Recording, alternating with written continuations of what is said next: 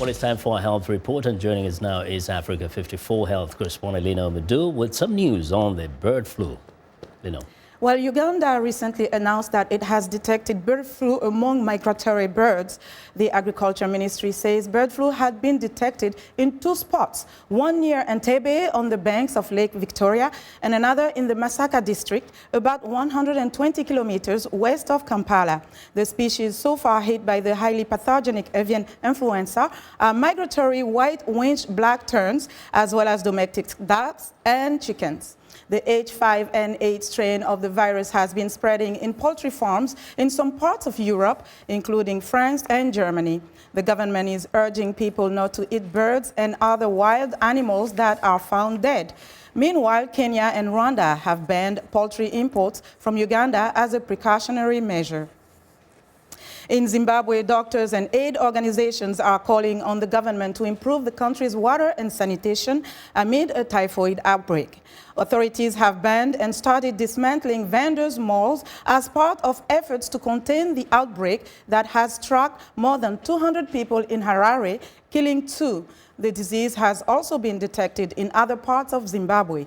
Typhoid infections are caused by ingesting food or water contaminated by bacteria called Salmonella typhi, which is found in human waste. Symptoms include nausea, fever, and abdominal pain.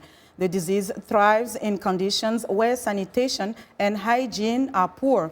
Authorities in Harare say street vending poses a risk because it cannot be monitored for hygiene standards. Meanwhile, vendors say authorities must ensure that citizens have adequate clean water and sanitation. We've done a ban on all food vending in the city because we realize people are selling food items from the pavements and from unsanitary conditions. So as a measure to try and control typhoid, we've banned food vending in Harare, temporarily though. Typhoid is not being caused by people selling tomatoes or fruits on the street. Typhoid is being caused by council authorities who are failing to collect garbage on time and creating an unclean city. Some medical analysts blame the typhoid outbreak on the frequent and prolonged droughts, including the dry spell linked to last year's El Niño weather phenomenon. Now, in today's Ask the Experts segment, we spoke with Dr. Ken Redcross, who is a board-certified internal medicine physician, and asked him, what are some of the first steps to managing a fever? A fever is obviously a sign that something has been introduced into your body, whether that be a bacteria or a virus or some other organism that's coming in. So that's the warning sign. The good thing is the good Lord made a system in our brain that helps us with our temperature and the hypothalamus. That's a little part of our brain that helps us with that.